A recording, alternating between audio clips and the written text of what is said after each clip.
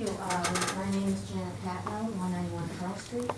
I didn't come here prepared to say a thing. I did not know this subject was going to be. But I personally am a grandmother, so as everyone spoke, especially those brave girls, I thought of my own grandchildren, and no child is perfect. Every child is going to try things. There is no question of it, and there's plenty out there for them to try. This is one thing you have control of that they cannot try if you get it off the market. And as far as being addictive and getting whatever you want, if you're addicted, of course you can. No matter what you're addicted to, addict, you'll get it.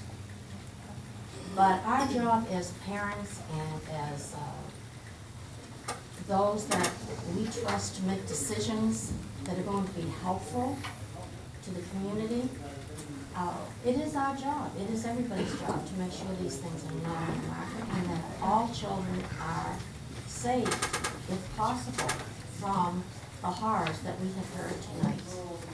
If you're going to be addicted, you're going to be addicted. If you're over 21, that's up to you if you've made those decisions. But for those that are younger, we must decide for them. So I have confidence that you will do the right thing. Thank you. Is there anyone else here for the first time? Sir?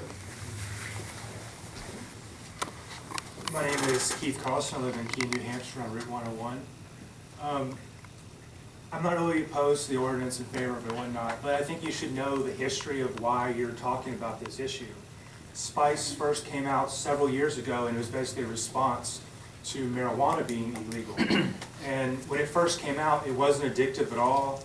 It had almost no negative side effects with moderate use, and since it wasn't addictive at all, someone was responsible. It was only used moderately. Of course, some people aren't always responsible. But the point is, governments, federal level and also local level, not in this particular locality though, have banned previous versions of these chemicals. The whole federal administration spent a lot of time looking at this issue, and I don't know if the state attorney general and the Keene attorney are smarter than the federal government. It's possible, but they've already banned many versions of this more than one time, and every single time it comes back and it's much stronger and it's more likely to be addicting and cause negative side effects.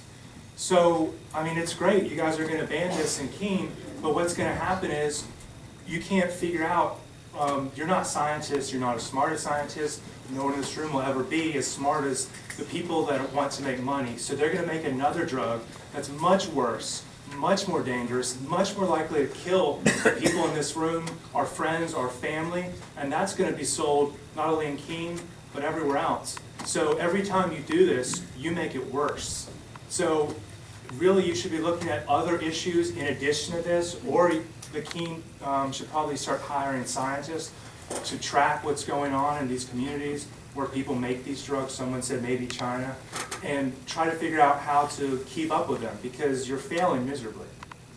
Thank you. Thank you. Thank you. Is there anyone else here for the first time, sir?